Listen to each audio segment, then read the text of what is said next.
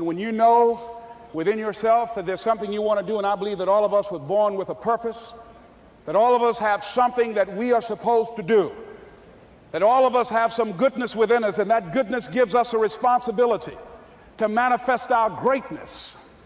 And when you know that, you can feel it in your guts, and you know that you're deliberately operating below your potential, you've gotten comfortable, you stop expanding, you stop stretching, you stop challenging yourself. Let me share something else with you.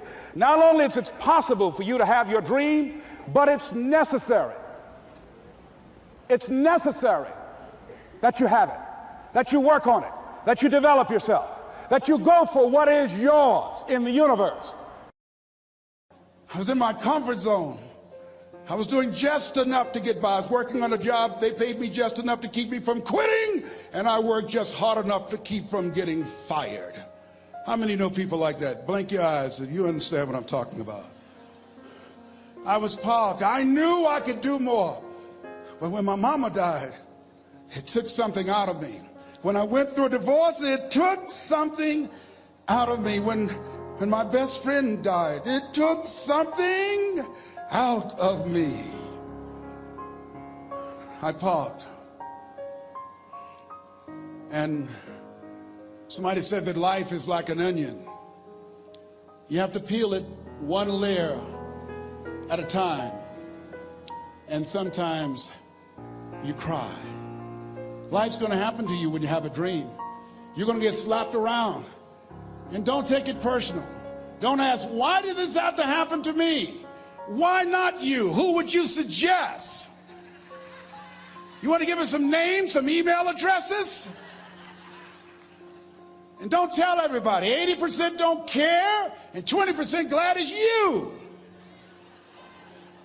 It's called life. Suck it up and move on. Get over it.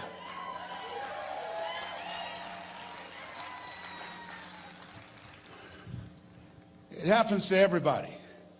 Here's the other thing: as you look at your goals and look at your dreams, when you're going through some stuff, repeat out to me, please. When things go wrong, don't go with them. Yes, write that down.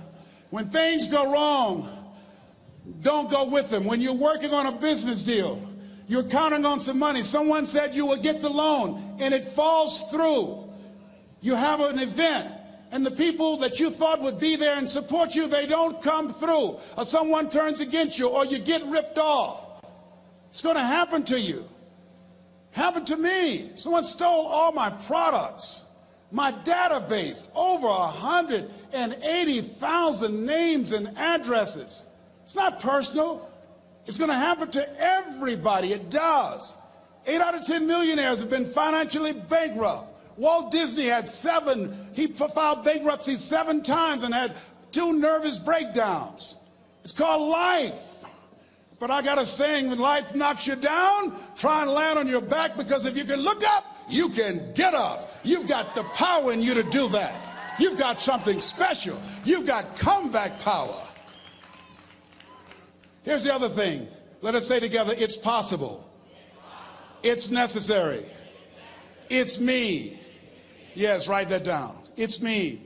Take ownership for your life. Nobody can live your dream for you but you. Nobody's going to take care of your business like you. Stop coming up with excuses. Don't give yourself permission to continue to live a small life. You can't fit a big dream into a small life. Give yourself permission to go for it, to test yourself, to challenge yourself, to live full. I like the saying, always strive to get on top in life, because it's the bottom that's overcrowded. The reason you're here is because there's something in you that says, I can do more. This just can't be it. There's something in you. There's a calling on your life. There's something in your heart that caused you to get dressed and spend the money to go to seminar after seminar and listen to message after message and speaker after speaker. Because there's something in you that tells you this is not it for you. You have not peaked here. There's more in you that you are expressing. Eye has not seen, ear has not heard, nor has entered the heart of mankind what's in store for you if you challenge yourself, if you persist and persevere, if you take ownership for your life. George Bernard Shaw said the people that make it in this life, they look around for the circumstances that they want, and if they can't find them, they create them. Create what you want. You have the power in you to do more than you can ever begin to imagine, to control your destiny, to make a difference in our children, to make a difference on the planet, to make an impact. Let us say together, it's me. And let us say together, it's hard. Say it like you know it. Say, it's hard. Ladies and gentlemen, it's hard. There are people who have seen their retirements taken away from them by the corporations that they work for. They were within 2 or 3 years of retiring, and they had it taken from them. The #1 entrepreneurs in this country now are senior citizens. The #1 employer, #2, McDonald's and Walmart. And there's nothing wrong with those jobs. I guarantee you those people did not have a plan to end up living their lives at the end of life with those types of jobs. And they didn't have a plan like you have, and while you're investing in yourself, not to. And it's hard. There are people making choices between purchasing prescription drugs or paying for gas or a mortgage note. It's hard when you're working on a job for 20 years, 30 years, give them some good years, and then they come in and tell you, we've downsized. In other words, you're fired. And then you have to start all over again. How many of you know it's hard? Raise your hands, please. It's hard. And it's not fair. One of the things I like about T. Harv is he talks about work and investing in yourself.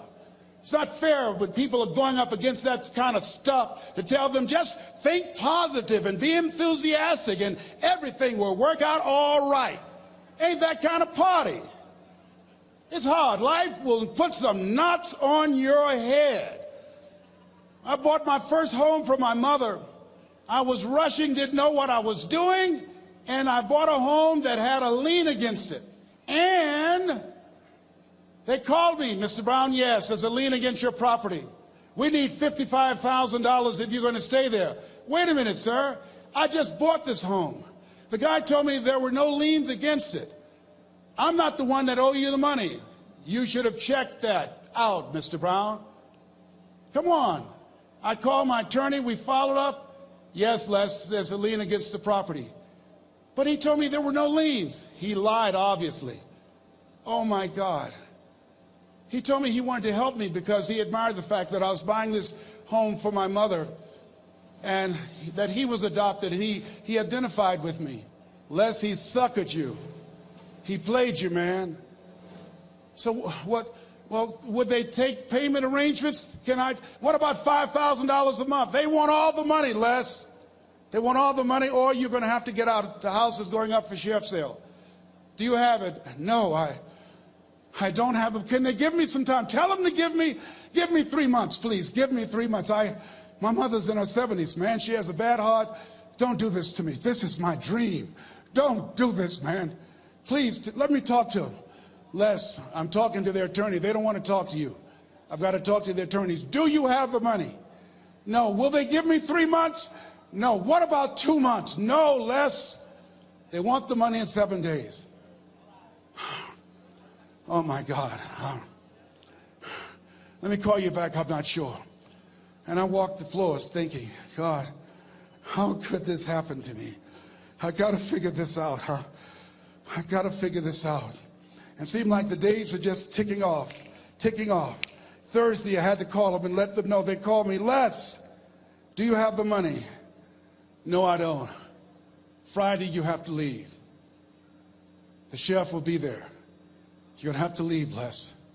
They're going to take my house. What about my down payment? You lost it, Les. You lost it. Okay. I got to go. Yes. I prayed, Lord, please, if you show me that you're real, if you're really real, you think Paul worked for you, you haven't seen anything. Don't let me lose this house and watch what I'll do for you. I was trying to cut a deal. Have you ever tried to cut a deal? It's amazing how spiritual you get when you get in trouble. You know what I mean? When I was diagnosed with prostate cancer, I was going to bed with the Bible and the Holy Quran and Science of Mind and Joel Goldsmith, everything I could find. I was paying to Jesus, Yahweh, Melchizedek, everybody. I was calling on everybody.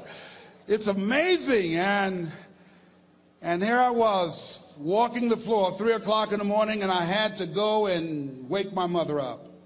I got on my knees and I said, Mama, I said, I need you to wake up. She said, what's wrong, Leslie? I can hear you walking back and forth. I'm not asleep, son. I said, there's something I need to tell you.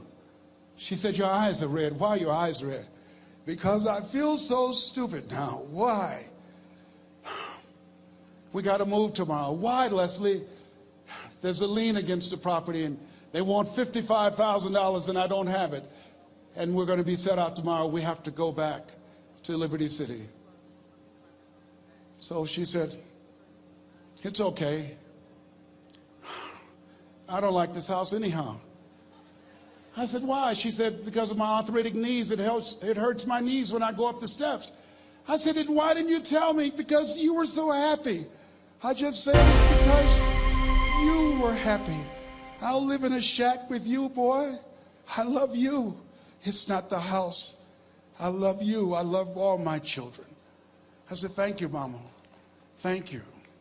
And the next day when we were in the truck going back to Liberty City and we pulled down 68th Terrace, the neighbors came out and said, whoa,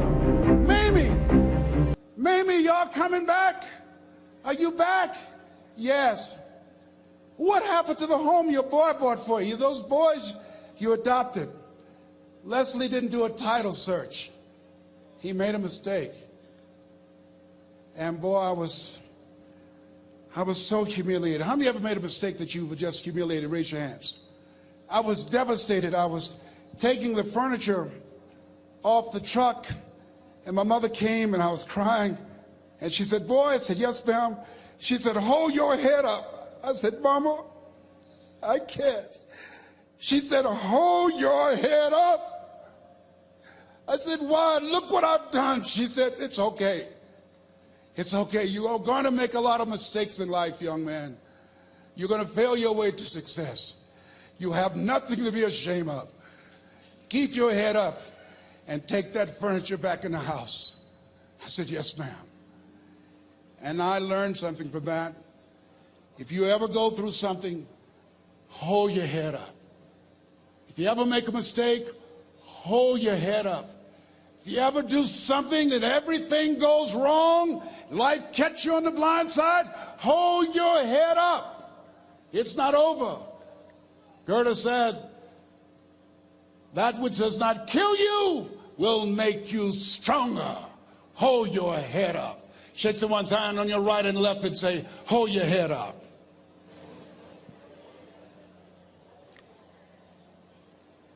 Here's something else, ladies and gentlemen. Repeat after me, please. You got to be hungry. Everybody together, you got to be hungry. I'll never forget Mr. Washington said, Mr. Brown, yes, sir. What do you want to do with your life, young man? I said, sir, I want to be a disc jockey. He said, Mr. Brown? I said, yes, sir. He said, you got to be hungry. I said, what do you mean by that? He said, people that are hungry are willing to do the things today others won't do in order to have the things tomorrow others won't have. People that are hungry are willing to invest in themselves. People that are hungry will go to seminars and workshops. People that are hungry are always searching, always seeking higher ground. So how do you want to make it? I said, I want to be a disc jockey. He says, good. Here's what to do. He said, I want you to read 10 to 15 pages of something positive every day. He said, you don't get in life what you want, you get in life what you are. You must program yourself to success. He said, I want you to listen to Earl Nightingale and Zig Ziglar. Listen, faith comes by hearing and hearing and hearing. He said, I want you to change your relationships. And I don't want you to ever lose your hunger. I said, what do you mean by that? He said, people that are hungry are unstoppable. People that are hungry are no matter what people. They make it happen no matter what. He said, I want you to listen to Paul Harvey. Who is he? He's the world's greatest communicator. Success leaves clues, young man. Always listen and follow people who are doing what it is you want to do at the level you want to do it, and learn from them. I told T. Hobb when we were standing by the stage, I said, hey man, I want to work more with you. I want you to coach me. I want to learn from you. See, I found you're never too old to learn, and you're never too young to teach. Always have a thirst for learning. So I listened to Paul Harvey every day on the radio. While in school, I would go out and listen in his car. He gave me his keys. I was working to develop myself. And I continued to listen to motivational messages, and he would take me to see the late Dr. Norman Vincent Peale, who wrote the book, The Power of Positive Thinking. I toured with him before he passed. You have something special. You have greatness within you. Don't allow your circumstances to determine who you are. Don't allow your negative thoughts to hold you back. You have something special. You can do more than you can ever begin to imagine. Dr. Peale was an incredible man. I admired him. When he spoke, he gave me goosebumps. I can feel him in my heart. And I never forget, we were coming back to the school, and Mr. Washington said, Mr. Brown, yes, sir. When Dr. Peale spoke, you didn't move. When he spoke, you were hanging on every word. When he spoke, we didn't have to tell you to sit down and be quiet. Why? I said, sir, I could feel him when he talked. I felt like he was talking to me, sir. He said, he was. I said, but he doesn't know me, but he was speaking to you. Did you feel him in your heart? I said, yes, sir. He said, most people feel him in their head. If you felt him in your heart, he said, listen to him, son. Follow him, learn from him. And I would go to seminars and workshops. Anywhere I would find where Dr. Peale was, I would be in the audience. I would drive 200 and 300 miles just to hear him speak. And my dream and vision was to share the stage with him. I thought about it. What is your goal? What is your vision? I want you to hold it in mind. There's some power in that.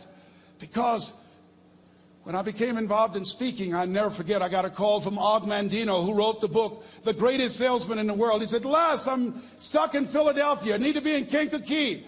Dr. Norman Vincent Peale is appearing. I can't make it. I heard you're in Chicago. I said, yes, I am. Can you go and open for me? I said, yes, man. Oh, my God. Dr. Peale, I said, yes, I'd love to do it. And I went there, and I came. I said, hi, I'm Les Brown. He said, you're not the band of renown? I said, no, I'm Mrs. Mamie Brown's baby boy. I'm here to speak. He said, come backstage. And his wife, Martha, was there. And she said, Papa, Les Brown is here, the speaker. And he said, Les Brown? Les Brown shoot for the moon? Because even if you miss, you'll land among the stars? I said, sir, that's my quote. I wrote you when I was in the 11th grade. I was a part of a special education class project. That's my quote. He said, I know. I end all my speeches with that quote. And Dr. Peale had a great sense of humor. A young man was backstage, and I had so many questions to ask him, and my mind froze up, and the young guy said, Dr. Peale, how old are you? And he was up in age. He said, Sonny, I'm 92. The young man looked at him and said, I don't know if I want to live to get 92. He said, that's because you've never been 91. So I did the things that Mr. Washington suggested. I listened to motivational tapes on a regular basis. I would go to seminars and workshops whenever Zig Ziglar and Dr. Dennis Wagley and Jim Rohn would come to town. And I said, sir, what do you want me to do now? He said, Mr. Brown, I've given you everything that I can give you. He said, develop your mind, put your money where your mouth is, continue to learn how to be an effective communicator, because once you open your mouth, you tell the world who you are. And always surround yourself with OQP, only quality people. So I went to apply for a job on Miami Beach. WMBM radio station. Milton Butterball Smith was the program director. Hello, Mr. Butterball. How are you, sir? My name is Les Brown, sir. I'd like to be a disc jockey. He said, young man, you have any journalism in your background? I said, oh, no, sir, I don't. You have any experience in broadcasting?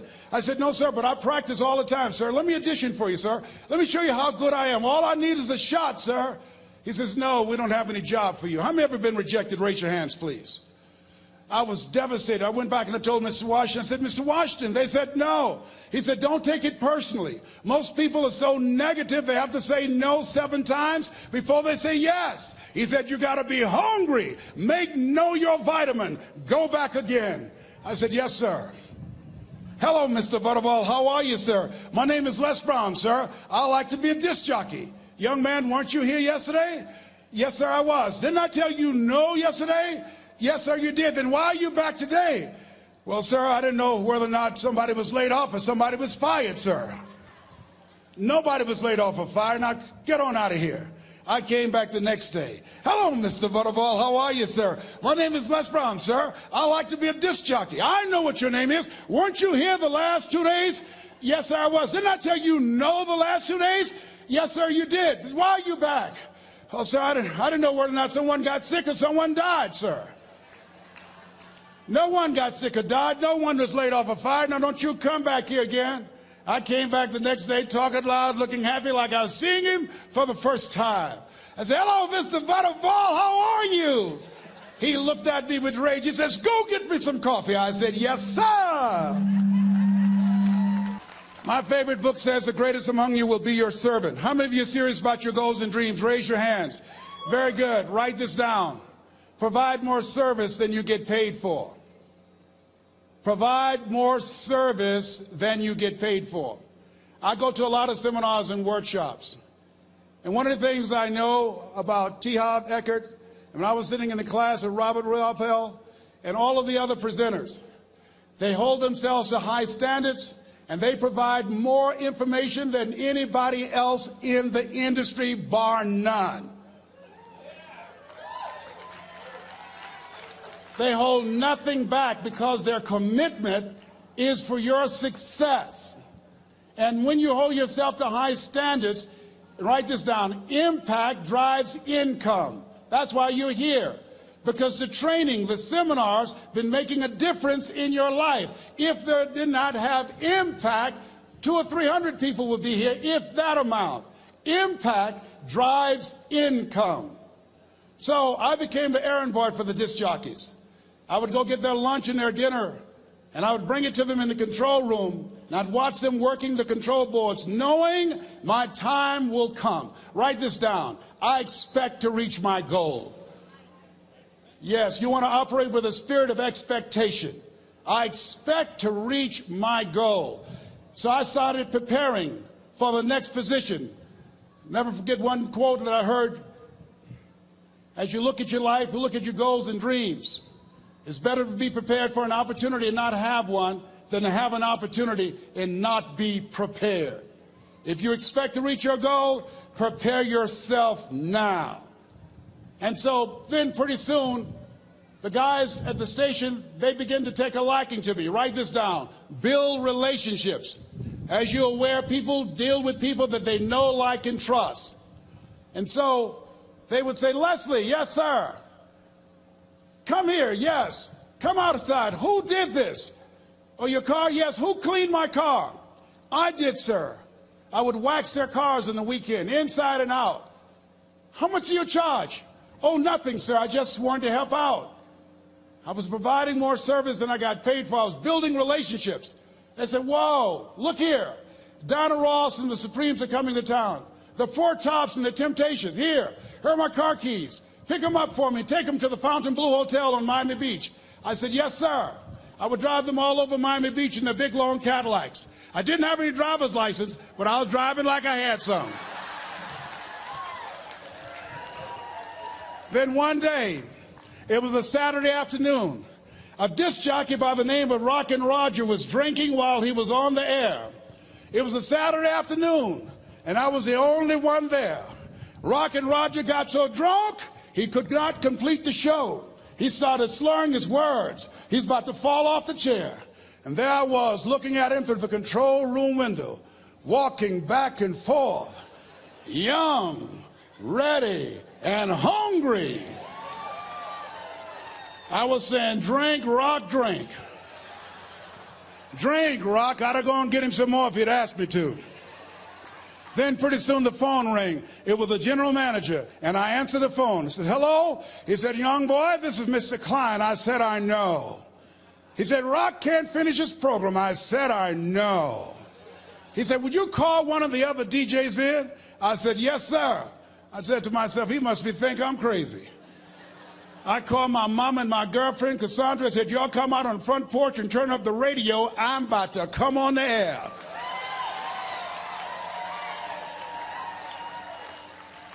I waited for about 20 minutes, and I called him back. I said, Mr. Klein, I can't find nobody. He said, young boy, you know how to work the controls? I said, yes, sir. He said, go in there and segue the records, but don't say nothing here. I said, yes, sir. I couldn't wait to get old Rock out of the way. I put on a fast record. I said, look out, this is me, LB Triple P. Les Brown, your platter playing papa. There were none before me, and there will be none after me. Therefore, that makes me the one and only. Young and single and love to mingle, certified, bona fide, indubitably qualified to bring you satisfaction and a whole lot of action. Look out, baby, I'm your love man. I was hungry. I was hungry. Get old man a round of applause. I was hungry. I was hungry. You got to be hungry. Shake someone's hand on your right and left all around you and say, you got to be hungry. You got to be hungry. To get those dreams out of your head and step into your greatness, you got to be hungry. To get those ideas, that talent, that gift out of your system, you got to be hungry. To get up off the canvas of life and understand what Willie Jolly meant, that a setback is a setup for a comeback. You got to be hungry. People that are hungry are willing to do the things today others won't do in order to have the things tomorrow others won't have. How many of you got value out of what you've heard thus far? Raise your hands, please. Very good. I'd like to leave this with you. I don't know what your goals are. I don't know what you want to do. Here's what I know about you. You have greatness within you. Here's what I know about you. I can help you to live full and to die empty. I can show you what I've learned. If anybody told me that I would be doing what I'm doing now, I leave here today, I go to New Orleans and speak there, then I'll be flown to Barcelona. If anybody told me, given my circumstances, born in an abandoned building on a poor section of Miami, Florida, called Liberty City, if both my birth parents stood up and said, hello, son, I would not know either one. Being labeled educable mentally retarded, put back from the 5th grade to the 4th grade, failed again when I was in the 8th grade, no college training. Anybody told me the principles that I would teach you, that they would have the impact that it has had on my life. This Les Brown that you see, I did not know he existed. And I tell you that you have greatness within you. You have the ability to do more than you can ever begin to imagine. Come into the room with me. And I guarantee you your life will never be the same again. I like to leave this with you. I don't know what your goals are. Mine is to find a cure to autism. Mine is to find a cure to breast cancer and to prostate cancer. Mine is to work with our youth and to reduce the recidivism rate in our prisons and help young people learn how to become an asset to our society rather than a liability. Mine is to train speakers to become great communicators, to speak from their heart, not their heads, and teach them how to impact and create a new conversation so people can see the possibilities of life and overcome the possibility blindness that held me hostage for 14 years. I don't know what your goals are, but here's what I know about you, and I don't know you. You've got greatness within you. And I like to leave this with you, something my mother used to love to hear me say. Leslie, yes ma'am, mama. Say that thing for me, boy, that makes me feel good. I dedicate this to you, to the greatness in you, and to the dream that you showed up on the planet to produce. And it's simply this. If you want a thing bad enough to go out and fight for it, to work day and night for it, to give up your time, your peace, and your sleep for it. If all that you dream and scheme is about it, and life seems useless and worthless without it, and if you gladly sweat for it and fret for it and plan for it, and lose all your terror of the opposition for it, and if you simply go after that thing that you want with all of your capacity, strength and sagacity, faith, hope, and confidence, and stern pertinacity. At this time, it is my pleasure to introduce to you your next featured speaker. He hails from Dallas, Texas. He is a man who, we have a Dallas, Texas resident here. Welcome, sir. Two of them, okay. Your next speaker is a man who not only professes the greatness of individuals, but has experienced the concept of greatness. He was number one in a sales force of over 3,000 salespeople. He was also number two in a sales force of over 7,000 salespeople. He's a man who has worked very hard for the beliefs and convictions he possesses. I'm delighted to say that he is the author of the very successful and popular book, See You at the Top, which is now in its 9th printing and has sold over 143,000 copies in its brief existence. I'm also delighted to say that this book and the philosophy behind this book is now being taught to the young people in the schools throughout America in many communities. Zig Ziglar, ladies and gentlemen, is making an impact. A great man who believes that it's your aptitude, not just your attitude, that always determines your ultimate altitude. Ladies and gentlemen, would you please join me in welcoming my friend and yours, Mr. Zig Ziglar. Thank you. Thank you. Just for a moment, let's play a game. Let's pretend that your telephone rings tomorrow morning, and the voice on the other end says, John, I've got some marvelous news for you. We've just won a trip to Acapulco. There are going to be 4 of us that can go. There are only 2 of us, my wife and myself. We leave at exactly 8:45. We're going to stay on the beach 4 days. We will live in a millionaire's villa. We will have everything at our beck and call. We will live the life of luxury for 4 full days. Now remember, John, we leave tomorrow morning at 8:45. My only question is, can you be ready to go at 8:45? May I see the hands of those who could, in fact, respond and say, yes, I could go. Just for a moment, let's continue the game by saying, you got the telephone call, you accept it, then all of a sudden it dawns on you, hey, I've got some things to do. As a matter of fact, I've got to do this and this and this and this and this. And as a matter of fact, you turn to your wife and say, honey, I just don't know whether or not we can make it or not. She says, now hold the phone, John. She whips out a sheet of paper. She says, now what's the first thing we got to do? What's the second thing? What's the third thing? What's the fourth thing? What's the fifth thing? How many of you, honest to goodness, believe that during the next 24 hours you could get more done than you normally get accomplished in 3, 4, 5, 6 days? Would you hold up your hands, please? Here's my question, please. Why don't you go to Acapulco tomorrow? Every day of your life.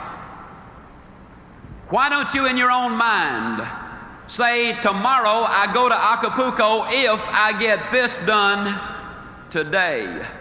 Do you realize that if you were to do that and schedule it and lay it out, that it would be just a matter of weeks before you could, in fact, go to Acapulco at any time that you wanted to, or anywhere else you wanted to go? I was coming in on the plane yesterday, which is generally the way I fly. And I was seated next to an old boy, and I couldn't help but notice he had his wedding band on this finger. Now I looked at him for a moment. I said, friend, you got your wedding band on the wrong finger. He said, yeah, I married the wrong woman.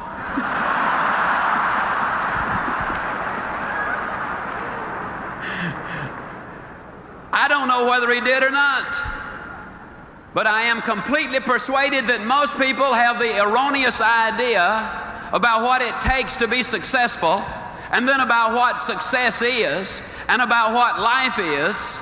And I would like to, during these next few minutes, climb down right inside of your mind. I'd like to climb down in your emotions. I'm going to motivate you. I'm going to say some things to you that are going to have an impact, and you will, in fact, not be the same when you get up from your seats at the end of this evening. On your trip to Acapulco, there were several things involved. First of all, you had a very specific goal. Second, you had a time limit. And third, you listed the obstacles, the things you had to do in order to get the trip to Acapulco. I'm going to talk to you tonight about goals. There are 4 basic reasons why people do not have goals. Number 1, they have not been sold. Now, friends, I'm flat going to sell you on why you got to have them. I didn't say I wanted to. I didn't say I was going to try to. Didn't say I hope to. I flat said I'm going to sell you on why you must have them. The second reason a lot of people don't have goals is they do not know how to set those goals. I'm going to give you a basic formula for setting those goals that will be precise if you will follow it. The third reason a lot of people do not have goals is they have fear. You see, there's a certain amount of risk involved when you say, this I'm going to do. Even if you do not tell anyone else, when you set a goal, there's a certain amount of risk involved. Then the fourth reason a lot of people do not have goals is because they have a poor self-image. If you do not think you deserve success, if you do not think you deserve a bigger home, to be $1 million producer, to have an outstanding mate, or beautiful, well-disciplined children who are productive, if you don't think you deserve them, then you'll do things that will keep you from getting them. Let's look at number 1. Let's sell you on the idea of having goals. Are they important? At Yale University in 1953, they did a study of the graduating seniors. They discovered that of the graduating seniors, only 3% of them had definite, predetermined, written down goals. 20 years later, they did another survey of those seniors who had graduated. They discovered that the 3% who had committed their goals to paper had accomplished more than the 97% who had not written them down. What about you personally? Have you got your goals laid out? Are you a meaningful specific, or are you a wandering generality? Are goals necessary? I'm going to say emphatically yes. Can you imagine the chairman of the board, General Motors, and somebody comes to him and says, how did you get to be chairman of the board, General Motors? Do you really believe he said, well, I just showed up for work and they started promoting me, and first thing, here you know, here I am, chairman of the board, General Motors. No, I think you know that that is not the way that it happened. What about you? Are you a wandering generality, or are you a meaningful specific? How many of you are in the world of selling? Would you mind holding up your hands, please? One of the major problems we have in the world of selling, a lot of times the salesperson is out selling. And although they're out there physically, what they're saying mentally is, I need to be home with the family. And then when they're home with the family, physically, they're saying mentally, I ought to be out in the field selling. And so when they're out in the field, they're really back at home, and when they're back at home, they're really out in the field, and they ain't never nowhere.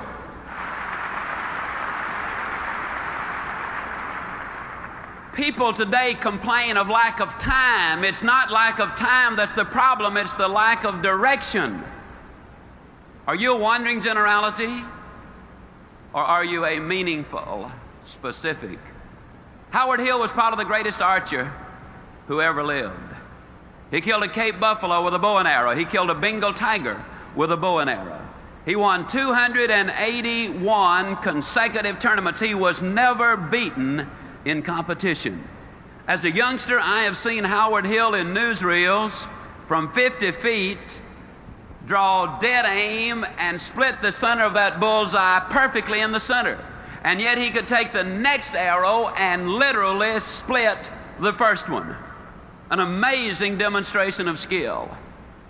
And yet I'm going to look at you dead center and say to you, I could spend 20 minutes with you, and at the end of that 20 minutes, Dick, I could have any man in this audience or any woman in this audience hitting the bullseye more consistently than Howard Hill could have on the best day he ever had, provided we blindfolded Howard Hill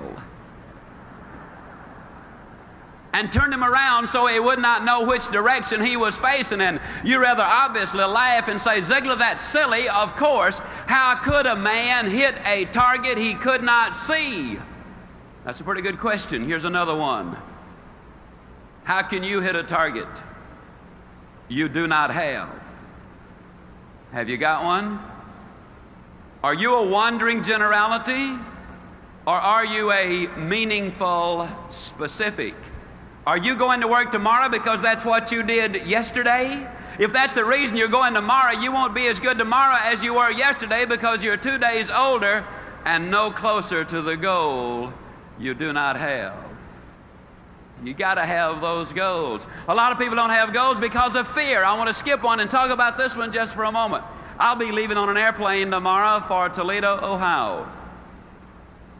Now, I got sense enough to know that some of those airplanes are coming down faster than they're going up. It's dangerous for that plane to fly. You see in the newspapers where the ships leave the harbor, and you see where some of them sink. It's dangerous for the ship to be on the ocean. You read where people lease their homes, and the lessee, the people who rented the house, they tear it up. It's dangerous to let somebody move into your house. And yet the engineers tell me that it's more dangerous for that plane to stay on the ground, that it will rust out faster than it will wear out up into the heavens.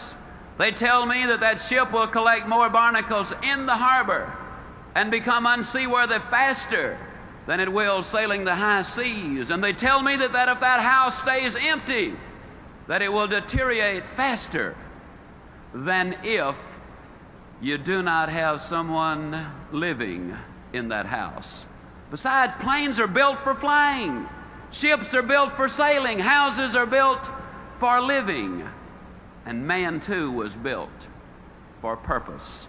He was designed for accomplishment. He's engineered for success. He's endowed with the seeds of greatness. And the greatest danger we as human beings have is when we do not do anything at all. Stop 100 young men, age 25, on any street, USA. Follow them until they're 65 years old, and of those who are still living, you will discover that only 5 of them have succeeded financially. It's almost as if they had set out in life to fail. But I also believe one of the reasons is most people don't understand this thing called money. See, I think it's all right to have money as one of your goals. Occasionally I speak to people and they say, well, I don't want to make a lot of money. You know, I believe a man or a woman that would say that would lie about other things too. A lot of people don't have it because they don't understand it. They talk about cold, hard cash. And it's neither cold nor hard. It's soft and warm. Feels good. Beautifully colored. Not once has that redhead of mine over here ever said to me, wait a minute, honey, I got to go change clothes because what I'm wearing won't go with what you're carrying. As a matter of fact, it goes beautifully with it. Every once in a while, I'll have some of my Christian friends. They'll adjust their halos and say, Zig, how do you reconcile all of that talk about money with Christianity? And I say, it's easy. I believe God made the diamonds for His crowd, not Satan's bunch.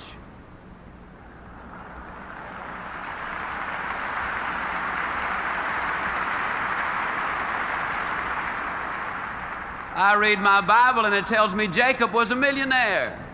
Moses was a millionaire. Solomon, the richest man who ever lived. And old Job wouldn't have qualified for the food stamp program, if you know what I mean.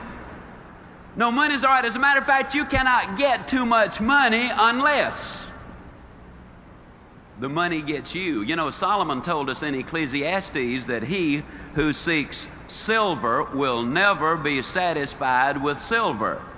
Now, if money becomes your God, you got a problem. You'll never have enough. We know that's true because in the last 2 years, 5 billionaires have died.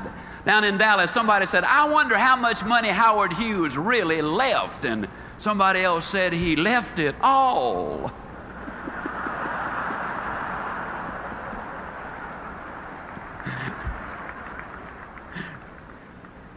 So if anybody asks you how much you're going to leave, say, same as Howard Hughes. You'll be telling the truth. Now, having said all of that, let me see if I can tie it back together. I believe, and I'll make this statement 40 times in my book, that you can get everything in life you want if you'll just help enough other people get what they want. For example, if you're a salesman or sales lady,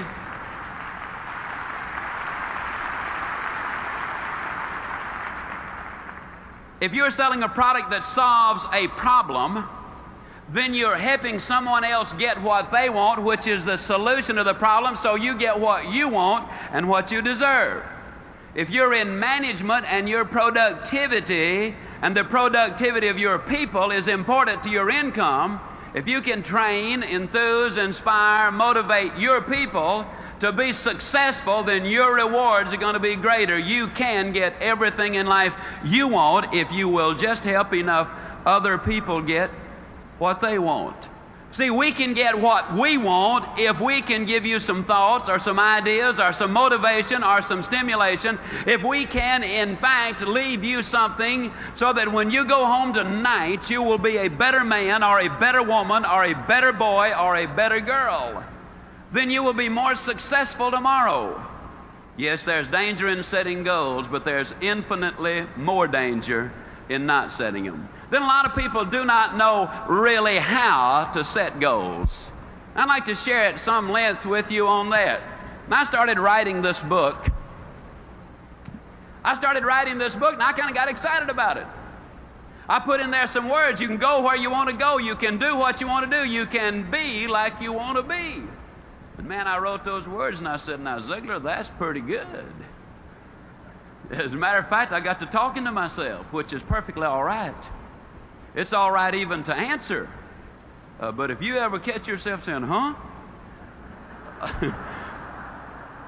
To the answer, you got a problem. Well, I caught myself with a problem. I was saying, huh?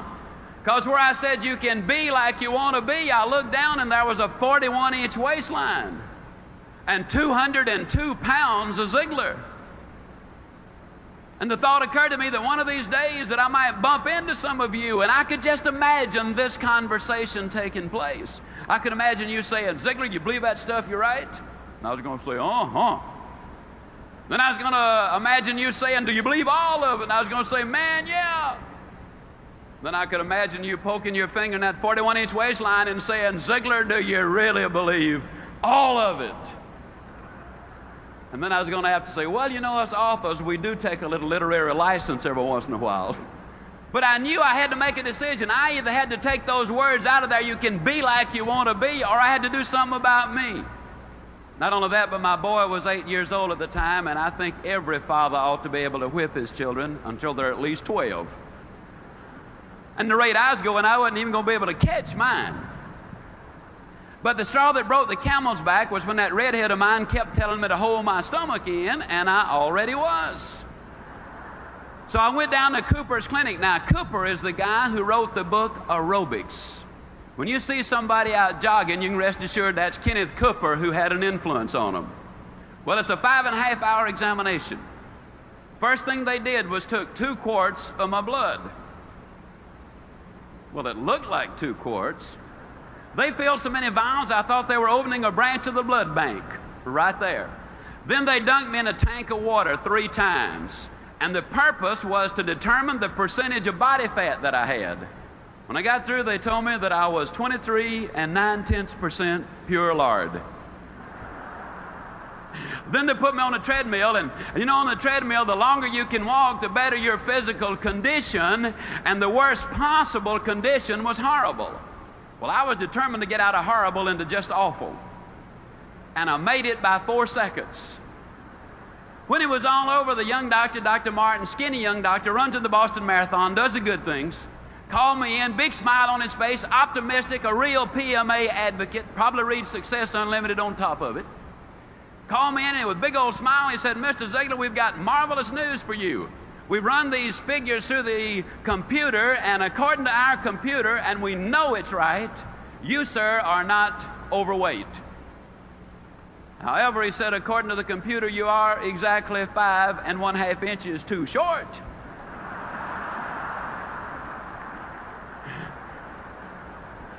And I said, well, Doc, that's pretty bad, isn't it? He said, no, actually, you're in remarkably good physical condition for a 66-year-old. And I said, Doc, I'm 46. He said, you're in awful shape. I said, as a matter of fact, if you were a building, I'd condemn you. And I said, well, Doc, what can I do? And he whipped out a sheet of paper thicker than my book, and by the time he got through telling me what I could do, I was kind of like the little boy who asked his daddy a question. And his daddy said, well, son, why don't you just ask your mother? Little boy said, Dad, I just didn't want to know that much about it. I got home, and that redhead of mine said, honey, you're going to be out running all over the neighborhood, I suppose. And I said, yep.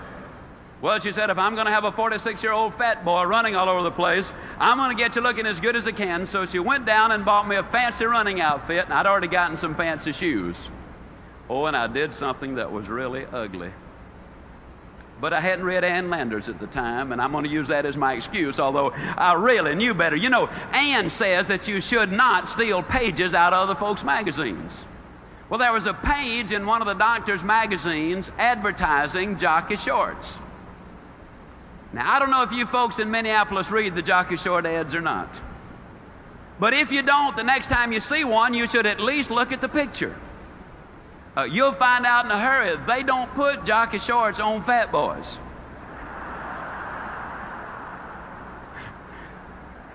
At least they don't have a Goodyear.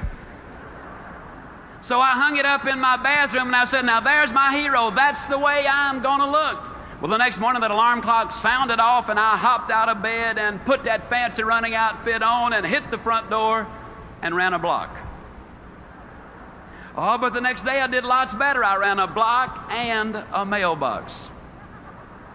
Then the next day it was a block and 2 mailboxes, then a block and 3, and a block and 4, and a block and 5. One day I ran all the way around the block, came back in, woke the whole family up and said, guess what Dad has done?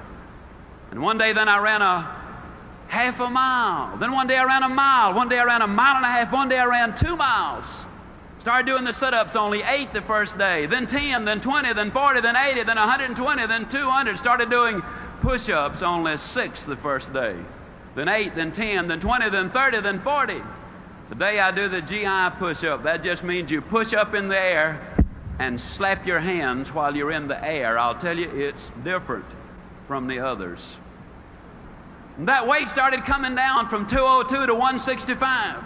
The waistline dropped from 41 to 34. Oh, I know a lot of people have said to me, yeah, but I bet you were dieting religiously, which is partially true because I did quit eating in church.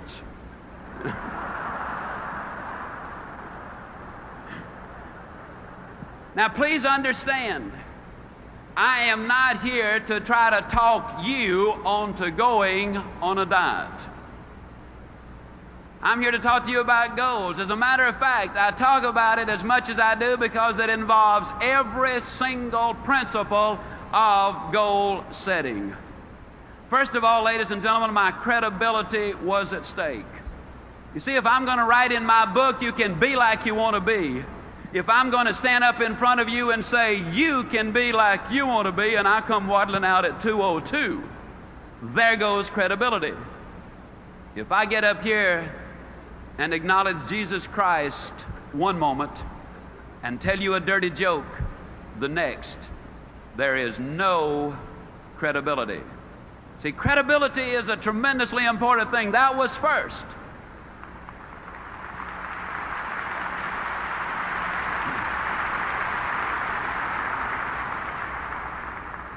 And the second thing, that was my goal. You can't reach somebody else's goal. That's the reason I say don't let me talk you into going on a diet. That's serious business. If you want to lose weight, you start by going to your skinny doctor for a thorough examination. Now, if he's not skinny, swap doctors. See, there's something missing from a credibility point of view when a fat doctor tells you you ought to lose weight. Get you a skinny doctor and a thorough examination.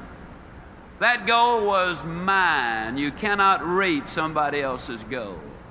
The third thing about that goal was the fact that it involved a big goal. If you're one for writing down phrases, please write this one down. You see, in order for a goal to be effective, it must affect change. And if it doesn't affect change, then the probability of you reaching the goal are pretty slim. 37 pounds made a difference in me. I run into old friends all the time and they say, hey, you've lost some weight. There's a difference. In order for it to be effective, it's got to be big, because it's the big goal that creates excitement. It forces you to reach in and utilize that which is there. And the next thing about the goal, although as a practical matter it was an intermediate goal, I'm going to use it for illustrative purposes as a long-range one. When I wrote this book, I was convinced it would sell. I sent it to 3 publishers. They were convinced it would not sell. They wrote me back and said, we don't think it'll sell. Now, when it got to the 4th printing, they wrote me again and said, hey, you know, we think that thing's going to sell.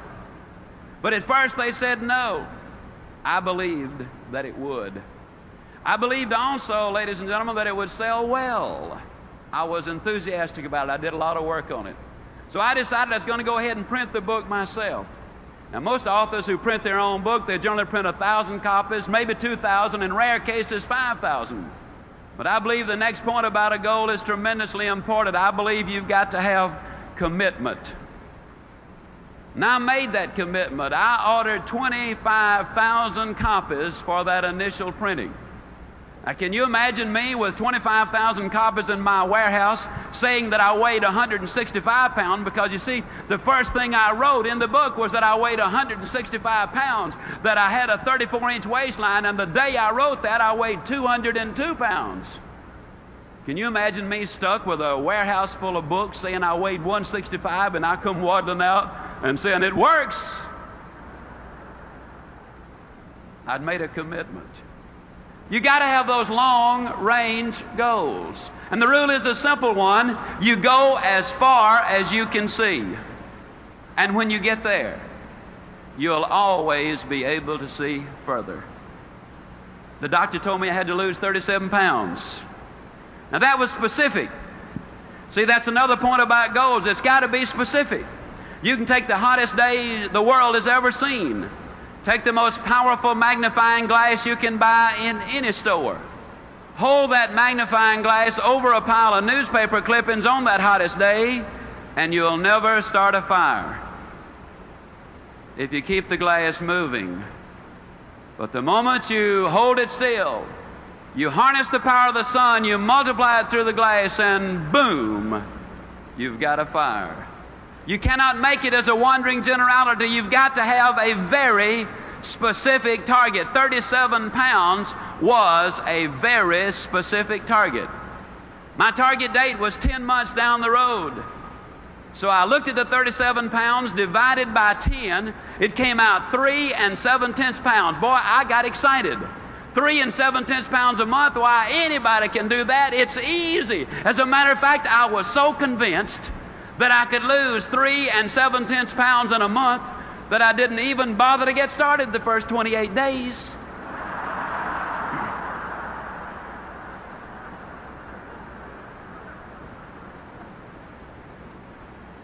Yeah. Greatest labor-saving device ever invented was tomorrow. So the other point, if you're going to do anything, you got to break it into a daily basis, and you got to get started. Now, I was raised down in a small town in Mississippi, Yazoo City, Mississippi. Now, today, there are a lot of people that try to impress folks by telling them they're from Yazoo City, but I really am. As a matter of curiosity, how many of you here today have never been to Yazoo City, Mississippi? Never been, okay? Well, I think everybody ought to have something to look forward to. When I was a boy, we lived next door to some rich folks. Now I know they were rich, Brother Byrne, because they had a cook. I know they were rich because the cook had something to cook. During the Depression, that was a sure sign of wealth, and I was over there for lunch one day, as I tried to be most every day. And cook brought the biscuits out. No exaggeration, those biscuits were no thicker than this wristwatch. Now I looked at them for a moment. I said, Maud, what in the world happened to your biscuits? She reared back, gave that big old tummy laugh, and said, well, I'll tell you about those biscuits. She said, they squatted to rise. But she said they just got cooked in the squat. Hey, you know anybody that gets cooked in the squat? You know anybody that's really going to do something as soon as the kids get out of school, and then I'll have more time to do those things? Then the kids get out of school and they say, well, I didn't realize it, but I got to take them everywhere. Wait till the kids get back in school, then I'll really get busy. Kids get back in school, they say, well, we got a winning football team this year. Got to support the team. Wait till after football season, then I'll really get busy. Football season is over, they say, well, you know, it's Thanksgiving and Christmas now and New Year's. Wait till after the holidays, then, man, I'm really going to get busy. After the holidays, they say, well, you know, the weather is just so bad, and isn't this the worst winter we have ever had? Wait till the weather clears up a little bit, then I'll get busy. After the weather clears up, they say, well, you know, this is the first chance I've had to play a little golf or go fishing. Wait till I get that out of my system. Then they say, well, it's almost time for Easter. Wait till after Easter. After Easter, they say, well, you know, it's now almost time for the kids to get out of school, but that's where we came in, wasn't it? See, the people who wait for Aunt Matilda to move out, or John to get on the day shift, or for him to swap in the old clunker, or until we get a new governor or a new administration, the people who wait for external changes before they make an internal decision will get cooked in the squat every single time. I can guarantee it. If you're going to reach your goals, you got to make up your mind. You do something today. You can't do everything at once. And if I were to relate back to weight, it's appalling to me to have somebody come up who's 150 pounds overweight and say they're going to lose it in 3 months' time. Friend, it took you 40 years to put it on. Don't take it off like that. I took mine off and kept it off because I changed the thing that put it on. A habit. I ate too much regularly. I didn't gain 37 pounds in one weekend. It is one more bite that done me in. It's the little things. I looked at that weight and I realized that all I had to do was lose 1 9/10 ounces a day. And if I lose 1 9/10 ounces a day, then yes, I'm going to lose that weight. And ladies and gentlemen, to the ounce and to the day. 10 months, I had lost exactly 37 pounds. I had set the goal and I'd reached it. Now, a lot of times people come to me and they say, Zig, tell me the truth. I'm always amused that people that say, tell me the truth, they're implying, I guess, that have been lying up until then. Tell me the truth now, Zig. How did you feel about getting up in the morning and going out there and doing that running? How'd you feel about it? I'm going to tell you the truth. I hated it. Man, that alarm clock would sound off, you know, and I'd lay there for a minute and I'd think to myself, Ziglar, what's a 46-year-old fat boy like you doing getting up running all over the neighborhood? Your buddies are sound asleep. What are you trying to prove? And then I'd look down at that 41-inch waistline and I would say, Ziglar, do you want to look like you or do you want to look like the guy in the jockey shorts? Well, I didn't want to look like me. No way. So I'd get out of bed. But just because I was running, that didn't mean I had to like it. Man, I'd get out there and run. I don't know what I'm trying to do. Acting like a teenager and everybody else is sound asleep, and here I am doing a fool thing like this. That's crazy, you know, and off I'd go. And don't you think for 1 minute I didn't tell everybody about it either. friends, relatives, strangers, everybody I came in contact with. I'd tell them about that enormous sacrifice I was making. Listen, at one time in my life, I could get up and make you a speech, and I could put a strain in my voice and a pained expression on my face, and I could say, friends, you got to pay the price. Oh, what a bunch of baloney that is. I ran in the snow of Winnipeg, Canada. I ran in the sands of Acapulco, literally. I ran in the orange groves of Florida. I've run in the rain right here in Minneapolis. And then one day, ladies and gentlemen, I was running in Portland, Oregon. Beautiful day. Never forget it. About 78 degrees. I was on Portland State University campus. And it was about 12:30 or 1 o'clock. I was scheduled to speak, I believe, at 4 o'clock. And I was out running, and as I was running on that campus, I looked around.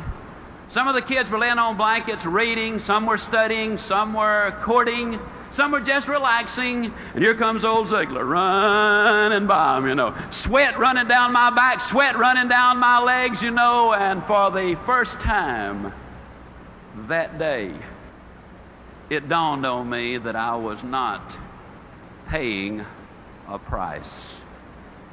For the first time that day, ladies and gentlemen, it dawned on me that I was having the time of my life.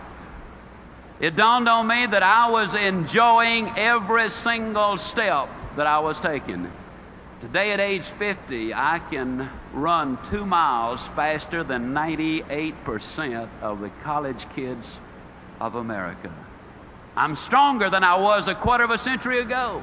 I can do things that I could not have dreamed of doing just a few years ago. I contend that you do not pay the price for good health. You thoroughly enjoy the price. You pay the price.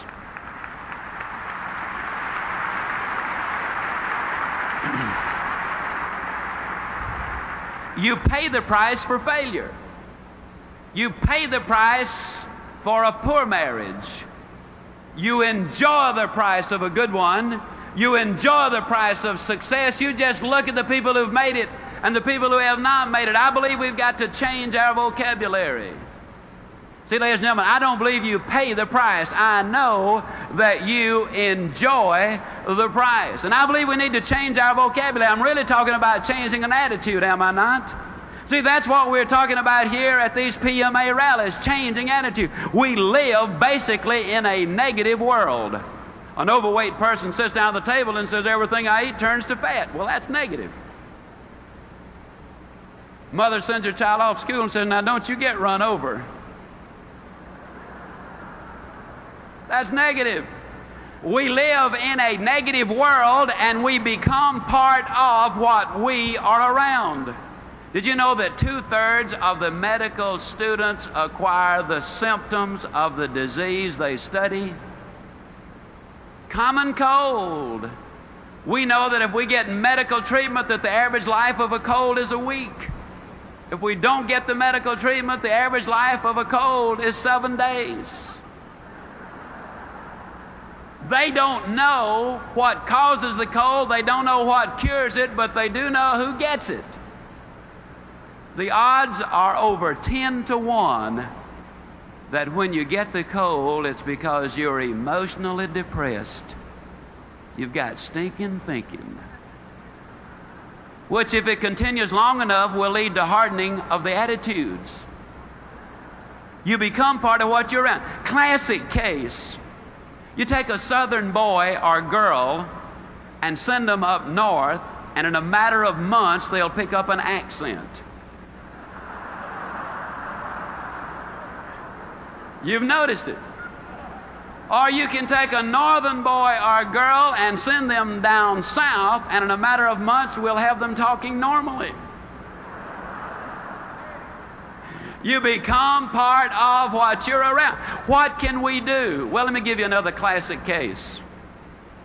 Reported in the July 1976 issue of Success Unlimited magazine, in Israel, there were a large number of immigrants from the Orient and a large number of immigrants from Europe arrived at about the same time. They did an IQ evaluation on both groups. The average IQ of the children from the Orient was 85.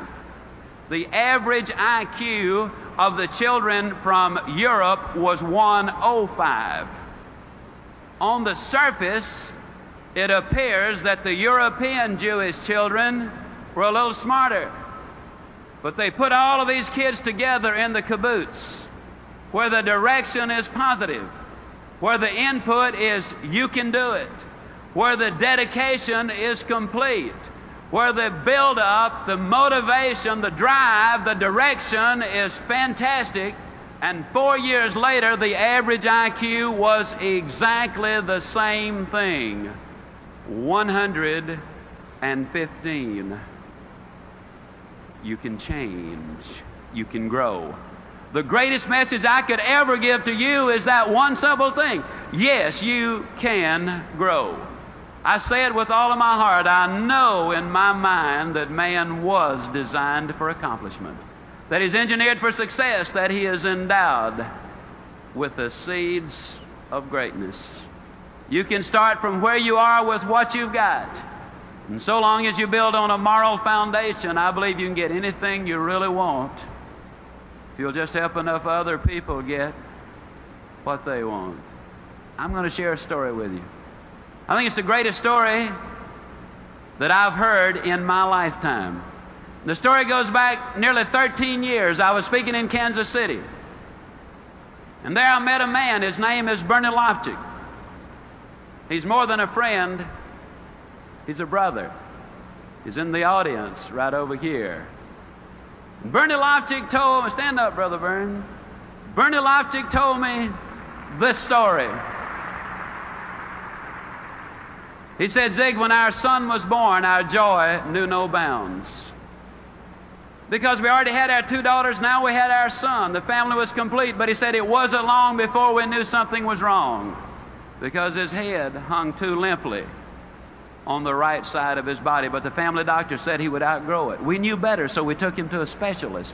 The specialist diagnosed his condition as a reverse of club's feet and treated him for that, but he said, we knew, Zig, it was more serious. We took him to one of Canada's top specialists, and after an exhaustive examination, this specialist said, this little boy is a spastic. He has cerebral palsy. He's never going to be able to walk or talk or count to 10. I'm going to suggest that you put him in an institution for his own good and for the good of the, quote, normal members of the family. Brother Byrne looked at me and he said, you know, Zig, I'm not a buyer, I'm a seller. I could not buy the idea that my son was going to grow up being a vegetable, so we took him to another doctor who told us the same thing. And then another and another and yet another and another until 30 doctors said there is no hope. Then they heard of a Dr. Pearlstein down in Chicago.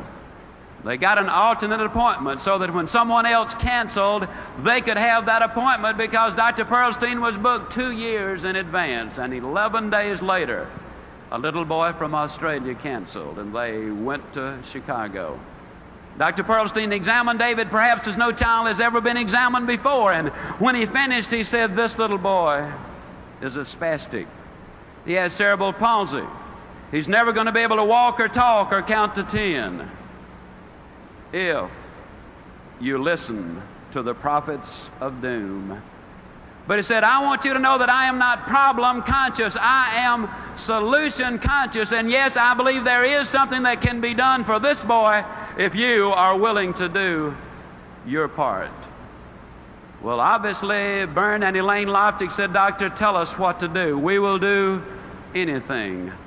And the doctor and the therapist and the nurses spelled it out in minute detail. They said, you're going to have to push this little boy beyond all human endurance. Then you're going to have to push him some more. You're going to have to work him until he falls. Then you're going to have to pick him up and work him some more. You got to understand that there is no stopping point. That if you ever stop, he goes back. You got to understand that there might be months and even years when you will be unable to detect any change, but you gotta stay with it. And one last thing, don't ever give him therapy in the presence of another victim of cerebral palsy. Because if he sees them taking therapy, he will inadvertently pick up those awkward movements. You see, we become part of what we are around.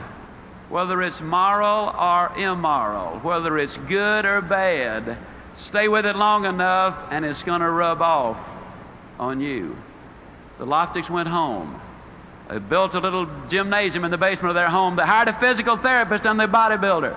It took him a lot of months, but one day David Loftic could move the length of his own body. It took him several years, but one day the therapist called Bernie home and said, "I believe David is ready," and Bernie rushed home. And David Loftic was down in the basement and on a little mat getting ready to do a push-up. As that little body started to rise into the air, the emotional and physical exertion was so great there wasn't a dry inch of skin on that little body. And when he finished that one push-up, Mother and Dad and little David and the sisters and the therapist and everybody broke down and shed those tears, which so eloquently say that happiness is not pleasure. Happiness is victory. And the story, ladies and gentlemen, is even more remarkable when we know that one of America's leading universities had examined this little boy and said there are no motor connections to the right side of his body. He has no sense of balance. He will have extreme difficulty even being able to walk and stand straight. He'll never be able to swim or skate or ride a bicycle. On October the 23rd, 1971, my wife and I had the privilege of flying to Winnipeg, Canada to attend the bar mitzvah of little David Loftic. Oh, how I wish you could have been there. How I wish the television cameras of the world had been clearly focused on what we saw as this little boy walked to the front of the synagogue, tall and straight and strong. I wish you could have heard him as he uttered those words that moved him into the manhood of the faith of his forefathers. I wish you could have seen what we saw, knowing what we knew, because you see, at that time he had done as many as 1,100 push-ups in a single day. He had run as much as 6 miles non-stop. He was shooting golf in the high 80s. One of the best table tennis players in Winnipeg, Canada. He had entered as a 7th grader St. John's Ravens Court School for Boys, where this little boy, who was never going to be able to count to 10, did quite well in 9th grade mathematics. February 1974, he qualified for an unrated $100,000 ordinary life insurance policy. So far as we know, the first and only time this has ever happened.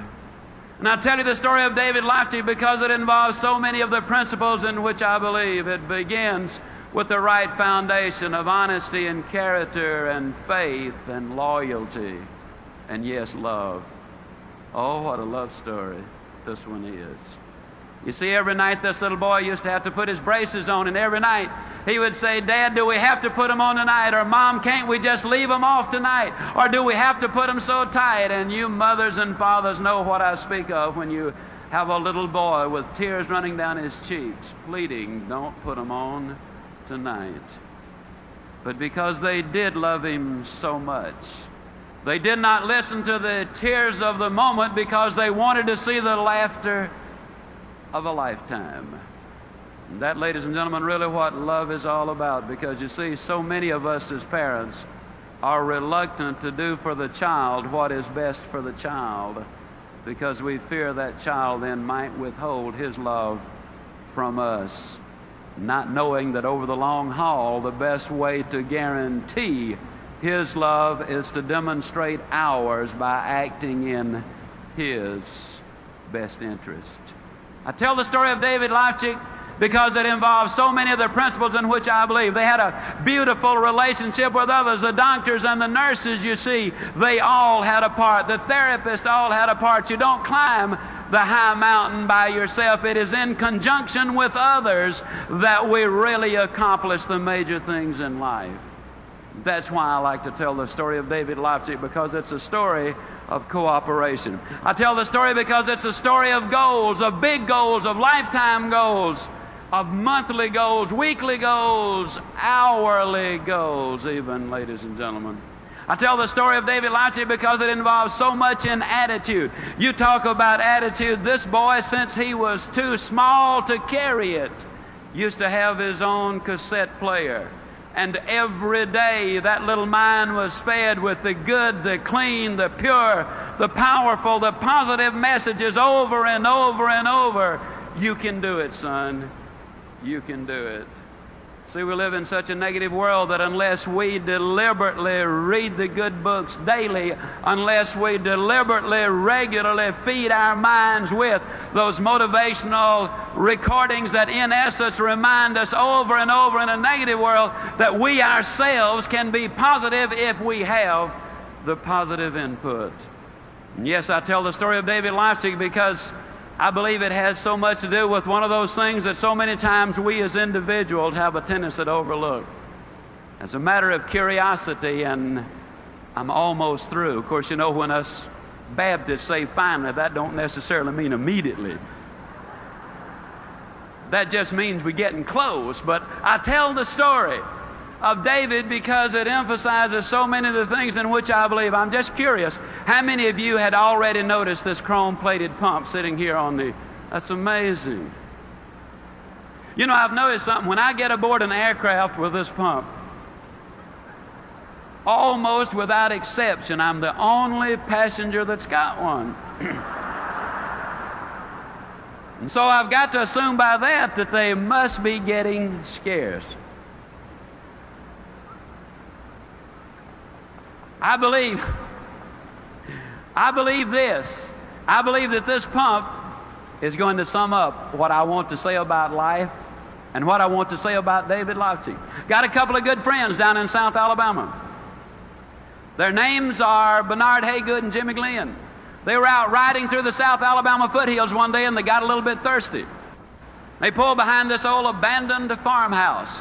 Bernard was driving, he hopped out, he ran over to this old pump, and he grabbed the handle and he started to pump. Now, just as a matter of curiosity, how many of you good folks up here in the big city have ever used one of these old water pumps? Hey, that's fantastic. Okay. Well, it was hot.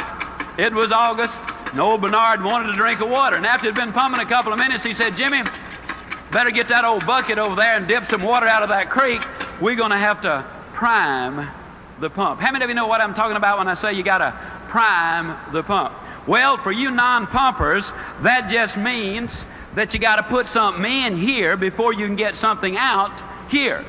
See, a lot of people stand in front of the stove of life and say, stove, now give me some heat, then I'll put some wood in you.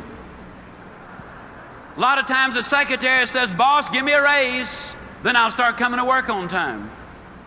So many times the student will say, teacher, just give me a passing grade this semester. My folks are going to tear me up if I don't have a passing grade. Then next semester, I'll guarantee you I'll study. Can you imagine the farmer saying, Lord, give me a crop this year and I promise I'll plant next year? No, it doesn't work that way. First of all, you got to put something in before you can get something out. Well, old Bernard wanted that drink of water. I mean, it gets hot in South Alabama, and he was just pumping away, you know. And I'll tell you, that sweat was beginning to come off of him. And he said, you know, Jimmy, I just don't believe it's in the water down there. No, Jimmy said, yeah, it is, Bernard. You know, in South Alabama, the wells are deep. And we're glad they are because, you see, the deeper the well, the cooler, the cleaner, the sweeter, the purer, the better tasting that water is. And isn't that the story of life? Isn't it true that that prospect that you really have to work on the most when you finally do make that sale, isn't it true that that's the one that really gives you the most satisfaction? Isn't that the one? Isn't it true, ladies and gentlemen, that the boy or the girl who was available to every Tom, Dick, and Harry or Mary, Sue, and Jane come down the pike, those boys and those girls are not the ones that make the kind of husband you want and the kind of wife that you want? Isn't it true that the things in life that have value that you got to do some pumping for? Well, old Bernard, man, he wanted that drink of water. I mean, by then, he was really working up a sweat. But, you know, there's always that question, just how much pumping are you willing to do just for a drink of water? And finally, old Bernard just threw up his hand. He said, Jimmy, they're just sitting in the water down there. Jimmy said, don't stop, Bernard, don't stop. If you stop, it goes all the way back down, and then you'll have to start all over. And isn't that true? See, there's no way you can look at that pump and say, yeah, just 2 more strokes and I got it. Because you might have to pump another 10 minutes. There's no way you can look in the head of that prospect and say, yep, just 2 more closes and I got him. Because, you know, it might really take a lot of pumping. But this we know. We know that if we pump long enough and hard enough and enthusiastically enough, that eventually the reward that follows the effort will always bring forth the reward. And if you notice that once you get it to pumping, that then all you got to do is just keep a little easy, steady pressure on it, and man, you're going to get more water than you know what to do with. Isn't it true that when things are good, they get better, and when they're bad, they get worse? And it's got nothing to do with what's going on out there. It's got everything to do with what's going on between your ears. You see, your business is never good or bad out there. Your business is good right here between your own 2 ears. And if you're thinking it's stinking, your business is going to be in exactly the same shape. I tell the story of the pump because that too says something about David Lopchick. For one solid winter, David set the alarm clock 1 hour earlier than any other member of the family. The wind chill in Winnipeg, Canada hits as much as 80 degrees below zero. He put those skates on. He literally crawled out to the frozen ice. And it took him 1 solid winter to learn how to stand up. Later, he skated on the neighborhood hockey team. And I tell the story, ladies and gentlemen, because you see, it wasn't easy. But I think if you were to talk to David Lopsky today, he would tell you that you do not pay the price for good health. You enjoy that price. Now, I tell you the story because you see, there today is a sequel to the story. I was speaking out in Amarillo. A young couple seated down on the front row were visibly moved with the story, and they came to me, and they got the address of the doctor who had taken Dr. Pearlstein's place on his death. And they went to Chicago, and this doctor examined their little girl, whom they said had cerebral palsy. The little girl was about 18 months old. And this doctor examined their little baby girl very carefully, and he said, this little girl does not have cerebral palsy. It was a misdiagnosis. She was simply born prematurely. She has all of the symptoms today of cerebral palsy because you have been treating her for the disease, and she now has acquired all the symptoms. They started treating her as a normal child, beautiful and happy and moving well today. Oh, you become part of what you're around. The way we treat people gets to be so tremendously important. You know, folks, I've had so many people to be so nice to me in my lifetime. I know that for the first 2.5 years I was almost a complete failure. A man named P.C. Merrill came along and said, in essence, you can do it. And he made me believe it. And before the year was over, I was number 2 out of over 7,000 salespeople. My whole life changed because a man said to me, you can do it. Oh, I wish I could look you in your own eyes dead center and say, you can do it. Because you can. I'm just convinced that God wants you to make it. Believe in you because you're unique. There have been over 10 billion people to live on the face of this earth. There's never been another you. Believe in your fellow human being. Believe in what you're doing, the company you represent, the product you sell if you're a salesperson. Believe in our great country. It's the greatest land on the face of this earth, and of infinitely more importance than anything I or any other speaker who will ever address you will ever say. Believe in Almighty God. Because if you do, I'm going to close not by wishing you a good day. I'm going to close by guaranteeing you a good forever. And I truly will see you at the top. Thank you, and God bless you.